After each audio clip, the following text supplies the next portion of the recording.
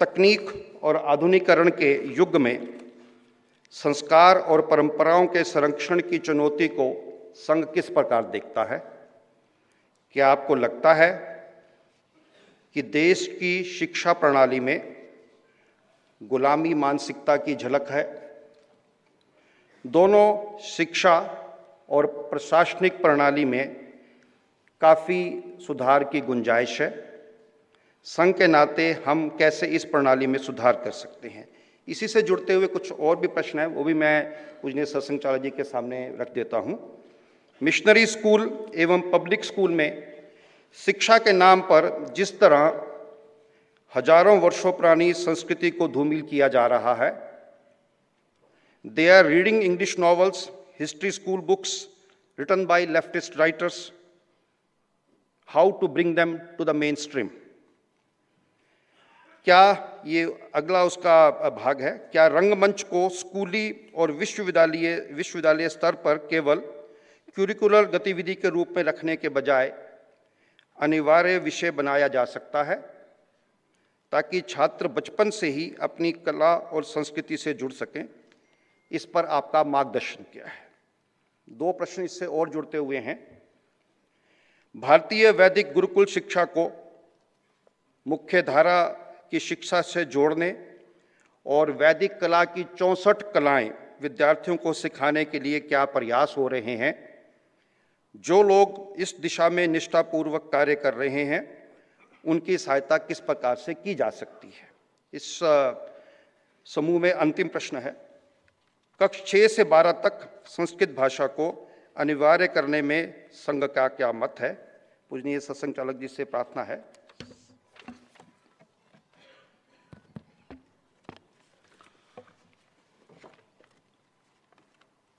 तो तकनीकी और आधुनिकता, इनका शिक्षा से विरोध नहीं है। जैसे जैसे मनुष्य का ज्ञान बढ़ता है, नई तकनीक आती है, उसको आने से कोई रोक नहीं सकता। और वो आती इसलिए है कि मनुष्य का कुछ भला उसके हाथ से हो, इसीलिए उसको खोजा जाता है। उसका उपयोग करना मनुष्य के हाथ में है। कोई भी तकनीक आती है तो उसका मनुष्य के हित के लिए उपयोग करना, अगर उससे कुछ दुष्परिणाम होने वाले हैं तो उन दुष्परिणामों से बचना और बचाना, यानी तकनीकी के मालिक मनुष्य बने रहे, तकनीकी मनुष्य की मालिक न बन जाए। पुराने जमाने में कहते थे कि पहले लाठी पहलवान घुमाता है, बाद में लाठी पहलवान को घुमाती है। आज हम कैसे कि पहले मोबाइल हम सुनते हैं, आजकल मोबाइल हमको सुनाता है।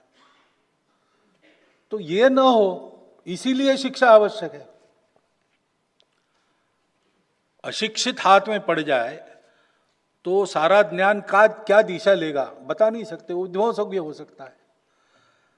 सुशिक्षा यानी केवल लिटरेसी नहीं, एजुकेशन यानी केवल स्कूलिंग, इंफॉर्मेशन क्रैमिंग नहीं, तो मनुष्य सुसंस्कृत बने, मनुष्य वास्तविक मनुष्य बने, इसको शिक्षा कहते हैं। वो शिक्षा मिलती है तो मनुष्य विष का भी उपयोग दवाई के रूप में कैसा करना, ये खोज लेता है। ऐसी शिक्षा अपेक्षित है।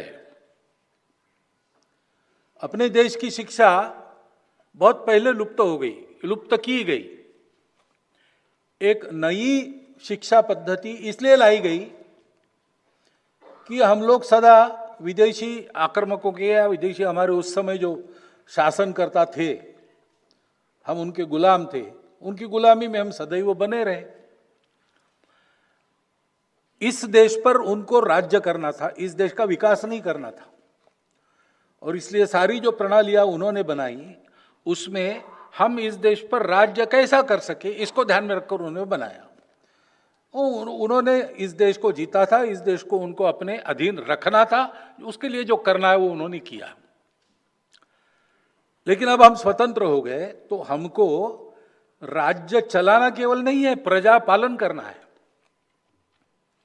उसकी मानसिकता निर्माण होना, उसके लिए आवश्यक वो सारी जानकारी भूतकाल की भी, बच्चों को मिलना जिससे उसमें ये गौरव पैदा हो सके कि हम भी कुछ है, हम भी कर सकते हैं, हमने करके दिखाया है।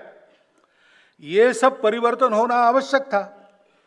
थोड़ा बहुत होते होते पिछले सालों में और इसका अवेयरनेस ज़्यादा बढ़ा है और इसलिए नई शिक्षा नीति में ये सारी बातें लाए, ऐसा प्रयास चल रहा है। कुछ कुछ बातें हो गई ऐसा मैं सुन रहा हूँ, कुछ बातें होने वाली है, लेकिन शिक्षा में ये प्रणाली इस प्रकार बदलना, प्रशासन में भी इस प्रकार की प्रणाली बदलना ये आवश्यक है। उदाहरणार्थ मैंने सुना, अब वो पुरानी बात है, अब होगी ऐसा नहीं। नागपुर में मैं नागपुर का प्रचारक था, तो एक सज्जन आ गए, वहाँ इनकम टैक्स कॉलेज है, केरल से आए थे, IPS कैडर के थे। वो कार्यालय ढूंढते ढूंढते आ गए और मुझे अटल बिहारी वाजपेयी से मिलना है। तो मेरे कार्यालय प्रमुख वो यहाँ नहीं मिलेंगे। नहीं, यहाँ से उनके पास मेरा संदेश जा सकता है। तो वो जनसंघ का कार्यालय, उस समय बीजेपी थी, बीजेपी का कार्यालय है, वहाँ जाइए। तो उसने कहा वहाँ गया था, वहीं से यहाँ भेजा है। तो अब क्यों भेजा मुझे मालूम नहीं, मैं नागपुर का प्रचारक था इसलिए मुझे मेरे सामने ही उनको भेज दिया। मैंने कहा आपको अटल जी से काम क्या है? तो मुझे LAQ करना है। क्या है LAQ करना है? तो उनका मैं केरल से आता हूँ, केरल में हम लोग अपनी वेष्टी मुंडू वो लपेट के, एक कुर्ता पहन के, हाफ शर्ट अथवा फुल कुर्ता वो पहन के हम ऑफिस में जाते हैं, ऑफिस में काम करते हैं। पुलिस वाला हूँ इसलिए कभी कभी वर्दी में जाना पड़ता है, जाता हूँ। यहाँ मैं आया, नागपुर इतना गर्म प्रदेश है, गर्मी के दिन भी थे वो, मैं ऐसे ही वेश में गया तो मुझे डांटा गया कि you have to follow the etiquettes, और ड्रेस कोड है।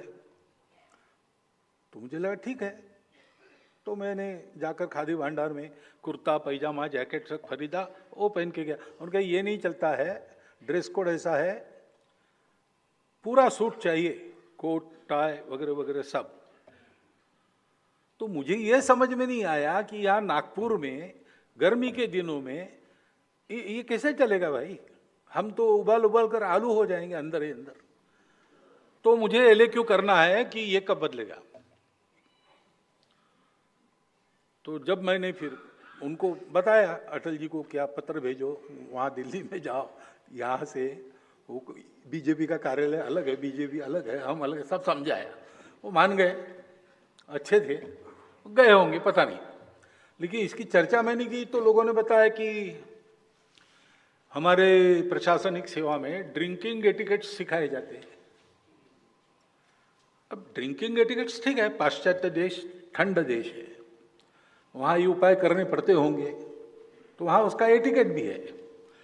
हमारे यहाँ फॉरेन सर्विस में जो लोग जाते हैं शायद उनको ये ट्रेनिंग लेना पड़े, लेकिन सदा सर्वदा सबको ये सिखाने की क्या जरूरत है?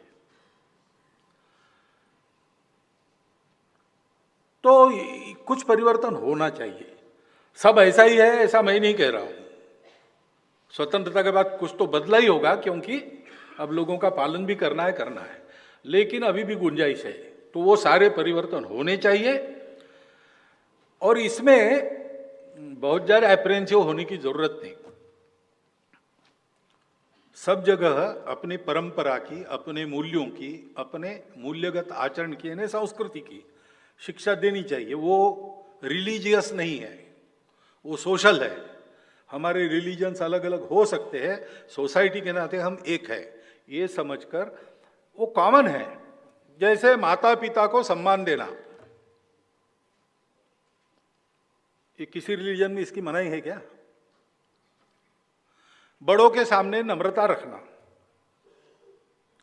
अहंकार के अधीन नहीं होना,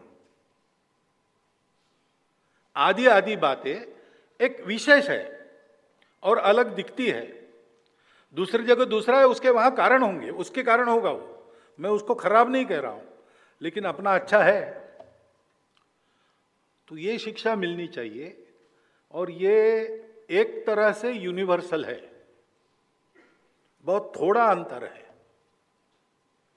good manners they are nearly universal, बस भोजन करते समय हाथ से भोजन करना कि नहीं, ये अलग है। लेकिन ऐसी छोटी बातें, छोटी छोटी यूनिवर्सल है। तो इंग्लिश नॉवेल्स आप पढ़ेंगे तो ये नहीं मिलेगा ऐसा नहीं है। हम अंग्रेज नहीं है, हमको अंग्रेज नहीं बनना है, लेकिन इंग्लिश एक भाषा है। भाषा सीखने में क्या दिक्कत है? हमारे घर में, हमारा 3 पीढ़ी से संघ का घर है और इन संस्कारों की वगैरह कोई कमी हमारे घर में नहीं है। मैं 8वीं के क्लास में था तब पिताजी ने मुझे ऑलिवर ट्विस्ट पढ़ाया, प्रिजनर ऑफ झंडा पढ़ाया, अनेक इंग्लिश नॉवेल्स में पढ़ चुका हूं। इससे मेरे हिंदुत्व प्रेम में रत्ती भर भी अंतर नहीं आया है, नहीं आता है। एक भाषा के नाते, जो कथा वस्तु है उससे बोध लेने के नाते हम पढ़ते हैं तो उसका दुष्परिणाम नहीं होता। लेकिन हमने ऑलिवर ट्विस्ट, चार्ल्स डिकेंस का पढ़ा और प्रेमचंद की कहानियां छोड़ दी, ये ठीक नहीं है। हमारे यहां भी है, साहित्य की कितनी उच्च परंपरा है, रामायण महाभारत से लेकर उपनिषदों की कथाएं देखो, आज तक चलती आ रही। हर भाषा में एक लंबी अच्छी परंपरा है, वो सीखना चाहिए और इसकी शिक्षा सब में मिलनी चाहिए। क्योंकि मिशनरी स्कूल हो, मदरसा हो, कुछ भी हो, रिलीजियस एजुकेशन एक अलग बात है, लेकिन सोशल मेरिट के नाते हमारा सबका सिलेबस एक है। वो भारत की परंपरा है, प्राचीन काल से चलती आई है।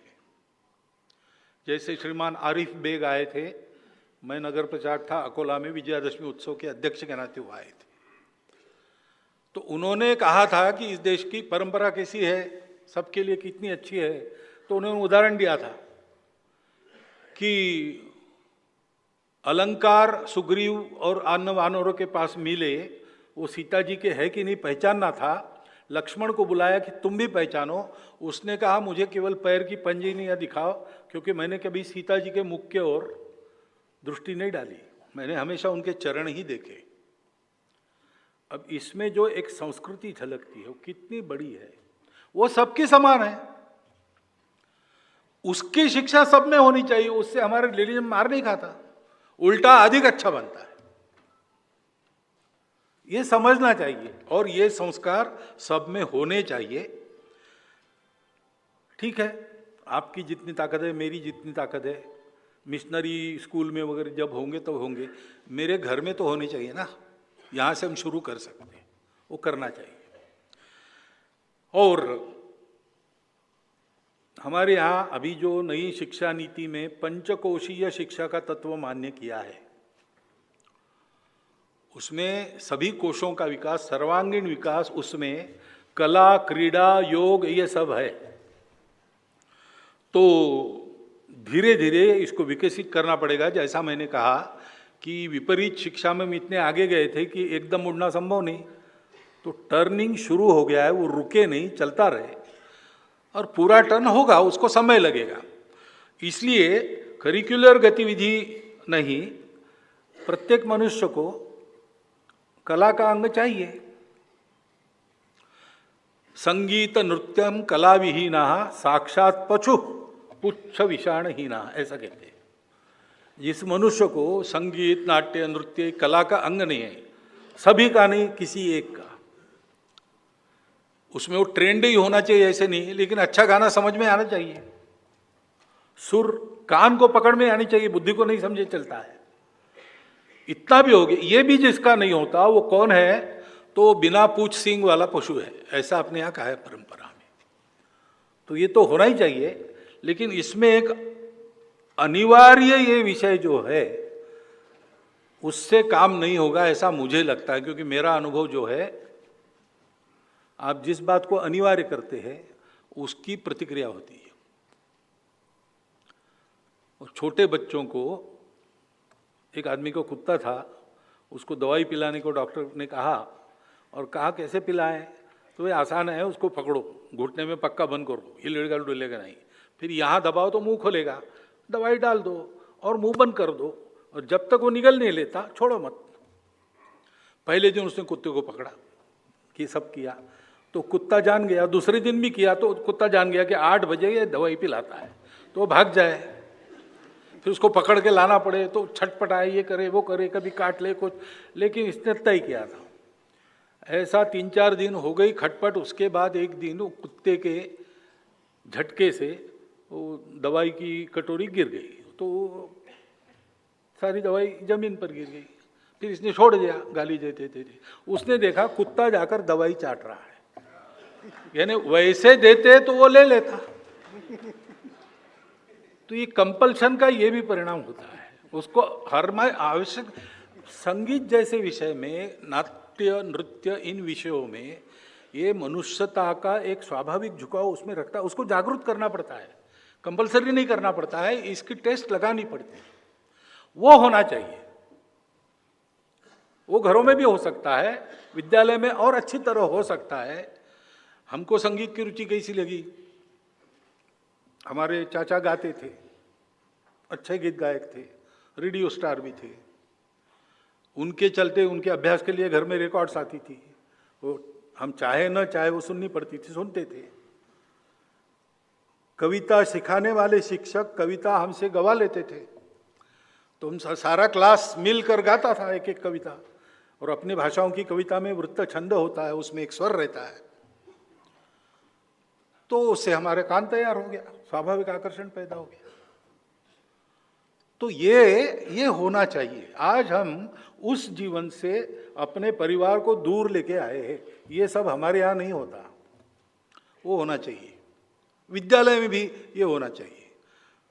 कभी कभी विद्यालय के सिलेबस में ऐसी कविताएं होती ही नहीं कि जिनको गा सके, और सुंदर सुंदर कविताएं हैं। ये सब देखना पड़ेगा, केवल कंपलसरी करने से काम नहीं होगा। वैदिक काल की 64 कलाएं जो रिलेवेंट है वो सिखानी चाहिए। गुरुकुल शिक्षा को मुख्य धारा, उल्टा करना चाहिए, मुख्य धारा को गुरुकुल शिक्षा से जोड़ना चाहिए।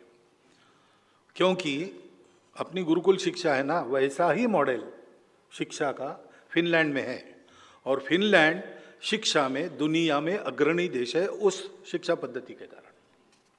उस शिक्षा पद्धति को चलाने वाले शिक्षकों की अलग यूनिवर्सिटी उनकी है, और उस देश में बाहर से बहुत सारे लोग आते हैं, क्योंकि वहां जनसंख्या कम है, तो वो लेते हैं सभी देशों के।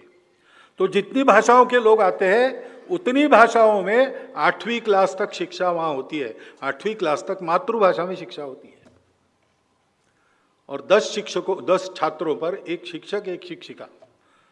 पहले 4 क्लास उनके साथ रहना और घूमना, यही काम होता है, क्लास वर्क नहीं होता है। बिल्कुल गुरुकुल पद्धति के पास वाली है, केवल आश्रम में जाकर रहने की बात इसमें नहीं है। तो शिक्षा पद्धति में सर्वोत्कृष्ट वो पद्धति है जो गुरुकुल पद्धति से पास आती है। इसलिए अपनी शिक्षा की मुख्य धारा को गुरुकुल पद्धति से जोड़ने का प्रयोग करना पड़ेगा। और संस्कृत भाषा की भी बात वही है। अनिवार्य क्यों करे भाई,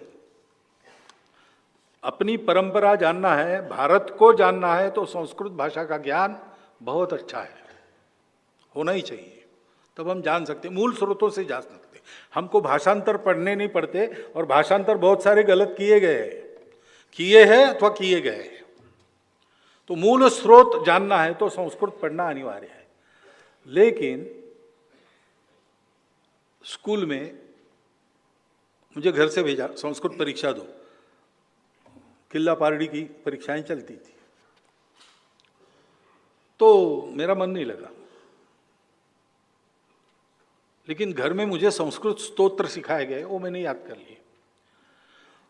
और संस्कृत भारती की पद्धति जब मैंने देखी तो मैंने देखा कि संस्कृत के बारे में शंकित लोग भी उनके प्रशिक्षण वर्ग में आते हैं, 10 दिन में बोलचाल की संस्कृत सीख लेते बड़े आनंद से। सिखाने का तत्व यह है कि सिखाने वाला, उसकी उत्कृष्टता चाहिए, और छात्र के लेवल पर उतरकर उसको सिखाने की उसकी कला चाहिए। तो वो रस उत्पन्न कर सकता है शिक्षा में, क्योंकि शिक्षा बाहर से देना नहीं है, शिक्षा मनुष्य के अंदर के ज्ञान को प्रस्फुटित करने की कला है। ये सब संस्कृत परंपरा से ही आता है, तो उसका उपयोग करके हम संस्कृत प्रमोट करें, अपने घर में संस्कृत स्तोत्र वगैरह करें, उसकी बारीकियां, उसके कुछ बड़े मनोरंजक है। तक्रम शक्रस्य दुर्लभा, ऐसा एक अंतिम पंक्ति है, यानी मट्ठा इंद्र को भी दुर्लभ है, पीने वाला मट्ठा।